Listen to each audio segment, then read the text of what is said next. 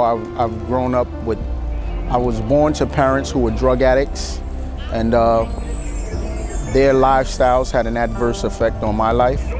And me personally, as a young man growing up, I had a few encounters with the law myself, and it's fortunate that I'm here today to talk about it.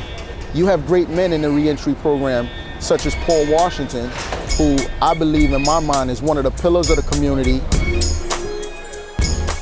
Coming from a family of 14, I'm the youngest boy, and that means that I had a number of older brothers. I have two brothers who basically spent half their lives incarcerated in all the major institutions upstate.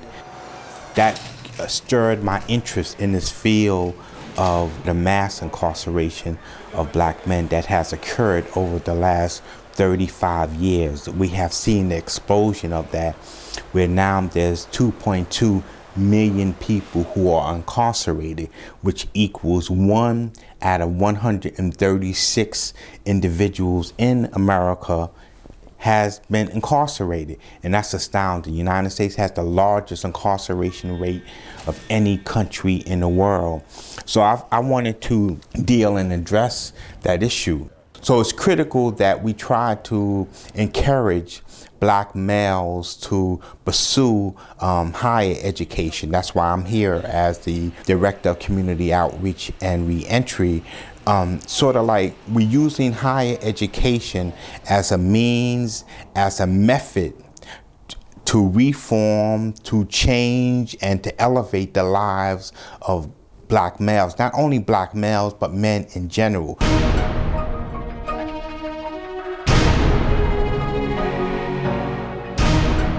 There's such thing as what you call a school to prison pipeline. If we don't educate our young people, the next stage is the prison pipeline. First thing we have to realize is that those who are presently incarcerated, most of them do not have a high school education.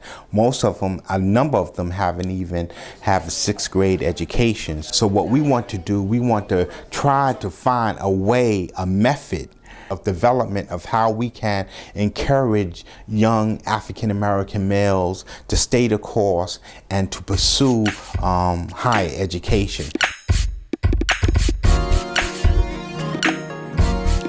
CUNY has over 400,000 students. Most of them are right here in the city and are struggling the same way in the same communities that these brothers and sisters are coming out of jail to re-enter. So CUNY is like the perfect place for it.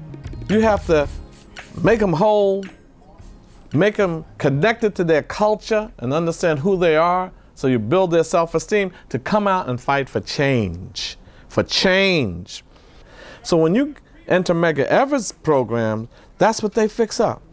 Say, here, get your GED. This is a weak spot. Let's fix that up so you can prepare yourself for higher education. Being here at Medgar, helps you in so many different ways. It gets you over the hurdle, and being in another program, I might have had to jump over a lot more obstacles. But here at Medgar, like I said, the programs that they offer me as a black man, it really helped me. When that brother or that sister knows that if I go to that Medgar Evers program and I put in my time, I'm getting a gig. That's more incentive, more motivation, more drive than to say I'm gonna do all of this and they don't have no jobs for me anyway. Re-entry at Medgar Evers Community College is the solution for the African American male crises.